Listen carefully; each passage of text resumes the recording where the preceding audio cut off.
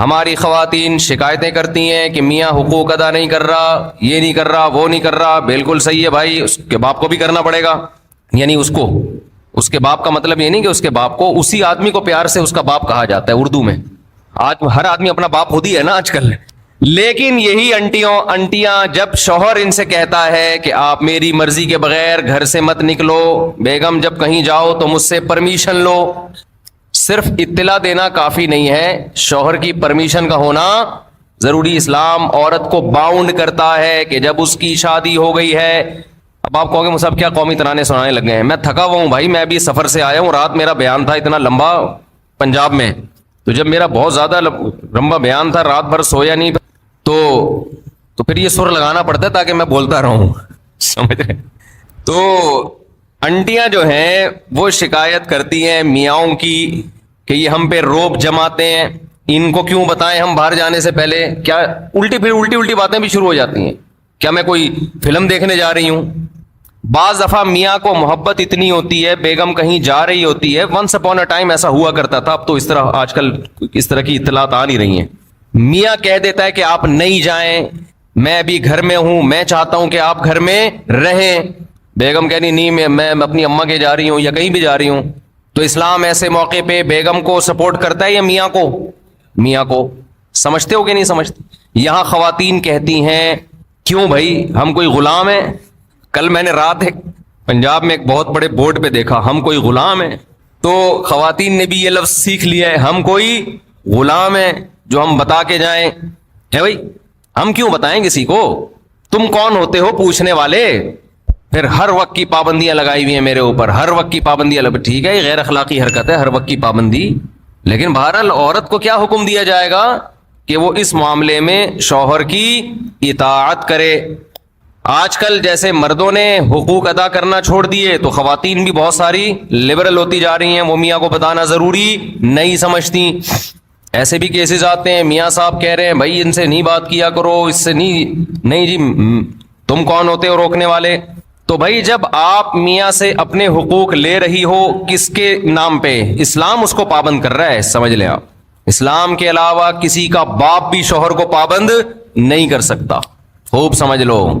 اور اسلام کی پابندی اگر نہ ہو تو کوئی بھی زوجہ کے حقوق ادا نہیں کرے گا، قانون کروا ہی نہیں سکتا. پھر یہ ٹاپک چینج ہو رہا ہے، کیا کریں یار. میں خواتین کو بتا رہا ہوں اسلام کی قدر کرو. یہ جو میاں پاکستان میں اور اسلامی ملکوں میں میاں جو خرچہ کرتے ہیں نا بیگموں کے اوپر، جو حقوق ادا کرتے ہیں، یہ اسلام کی وجہ سے کرتے ہیں، یہ گورنمنٹ کے لا کی وجہ سے نہیں کرتے. لا میں اتنی طاقت نہیں ہے کہ حقوق ادا کروا دے. گوروں نے کتنے زبردست لا بنا کے مسلط کیے، انہوں نے بھی بالآخر ہتھیار ڈال دیے کہ بھئی قانون کے ذریعے شوہر عورت کے حقوق ادا کرے، یہ پاسبل نہیں ہے. دیکھو ہمارے نبی صلی اللہ علیہ وسلم، عرب میں عورت کو پاؤں کی جوتی سمجھا جاتا تھا، کوئی اوقات نہیں تھی. ہمارے نبی نے مدینہ میں جا کے قانون نہیں پاس کروایا کہ جو عورت کی توہین کرے گا اس کو اتنے سال کی جیل ہوگی. ایسا ہمیں کوئی یہ قانون سے یہ چیزیں گرفت میں آتی نہیں ہیں. قانون میں پہلے تو یہ توہین کی ہے کہ نہیں کی ہے، پھر توہین کی ڈیفینیشن کیا ہے. میاں کہہ رہے کہ ہمارے ہاں تو پیار سے گالیاں دی جاتی ہیں. ہمارے یہاں کیا؟ کل ایک صاحب آئے، انہوں نے کہا مجھے میری بیوی نے بہت گالیاں دی ہیں نا، بہت پھٹا ہوا کہیں پنجاب میں بیٹھا ہوا تو کہیں، تو میری بیوی نے بہت گالیاں دی ہیں. میں نے کہا کیا گالیاں دی ہیں؟ کہہ رہے یار صاحب کیا؟ میں نے کہا ترجمہ کر کے بتا دو. میں نے کہا ایز اٹ از گالی تو نہیں بتاؤ، لیکن آسان لفظوں میں اس کو ذرا مفہوم بیان کرو، آسان لفظوں میں اس کا مفہوم بیان کرو. یہ عرض کر رہا تھا کہ نبی صلی اللہ علیہ وسلم کے دور میں بیٹی کو زندہ دفن کیا جاتا تھا. پاؤں کی جوتی سے بھی بدتر سمجھا جا رہا ہے کہ نہیں سمجھا جا رہا؟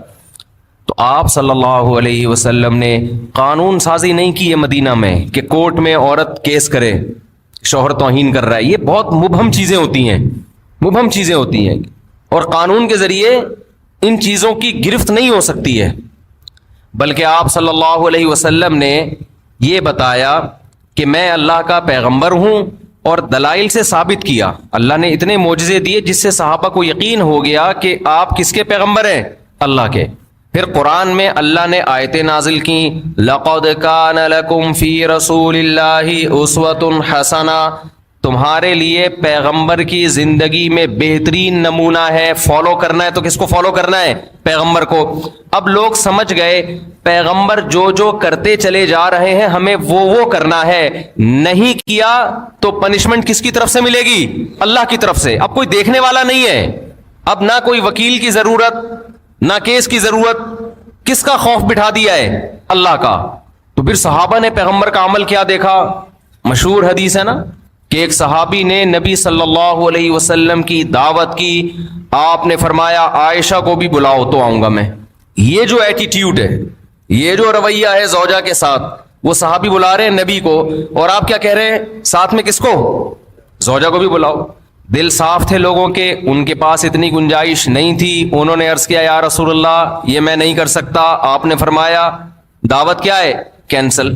پھر ان صحابی نے کچھ دنوں بعد دعوت کی, یا رسول اللہ آپ کی دعوت کرنا چاہتا ہوں. آپ نے فرمایا عائشہ کو بھی بلاؤ. صحابہ آپ کا یہ عمل بولو دیکھ رہے تھے, تو سیکھ رہے تھے نا کہ کیسے زوجہ کے ساتھ کیسا رویہ ہوتا ہے. انہوں نے کہا نہیں ہو سکتا. آپ نے فرمایا نہیں جا سکتا.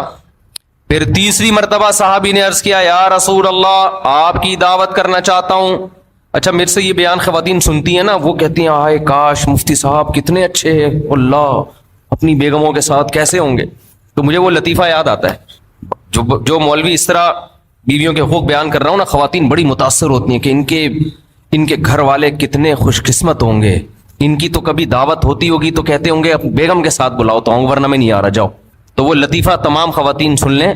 ایک آدمی جو تھا نا ڈرائیونگ کر کے اپنی بیگم کو لاتا, بیگم اگلی سیٹ پہ بیٹھی ہوتی, اس کی بیگم اسکول ٹیچر تھی, تو لاتا اسکول کے باہر گاڑی کھڑی کرتا, اترتا, بیگم کا گیٹ کھولتا, دروازہ نا لاک کھولتا, وہ جاتی تو خواتین دوسری دیکھتی یار کتنی رسپیکٹ دے رہا ہے اپنی, خود اترتا ہے ڈرائیوروں کی طرح دروازہ کھولتا ہے باہر سے نا. تو رشتے آنا شروع ہو گئے. ایک اور شادی ہو گئی اس کی اسی چکر میں نا, خواتین نے خود کہ بھائی اتنی عزت دے رہا ہے یار ہمیں بھی چاہیے اس کی بیوی بن جائے ہم. 2 شادیاں ہو گئی. پھر بیگم کو, پہلی والی بیگم اسکول ٹیچر تھی, اس کو لے کر آتا, اترتا, باہر سے دروازہ کھولتا. 3 شادیاں ہو گئی بھائی. صحیح ہے نا. وہ بھی گھننا بنا ہوا ہے, بتا نہیں رہا ہے کسی کو اصل کہانی کیا ہے. اس نے کہا ہونے تو خود سے آ رہا ہے بھائی, اور خواتین دیکھ رہی ہیں متاثر ہو رہی ہیں بھائی ماشاء اللہ ماشاء اللہ. پھر ایک دن آیا, دروازہ ایسے ہی کھولا, چوتھی بھی ہو گئی. بعد میں پتا چلا یہ دروازہ باہر سے کھلتا ہے, اندر سے لاک خراب ہے اس کا. یہ جو دروازہ ہے اس کا لاک اندر سے خراب ہے. تو جب تک پوری تحقیق نہ کر لو نا بھائی کسی سے متاثر مت ہو. تو ضروری نہیں ہے کہ جو مولانا صاحب ممبر پہ بیٹھ کے بڑے اچھے اچھے بیانات کر رہے ہیں خود بھی اتنے اچھے ہوں, یہ کوئی ضروری نہیں ہے. اس لیے زیادہ انسپائر ہونے کی ضرورت نہیں ہے. تو نبی صلی اللہ علیہ وسلم نے کیا فرمایا کہ عائشہ کو بھی بلاؤ. تو تیسری دفعہ میں جب انہوں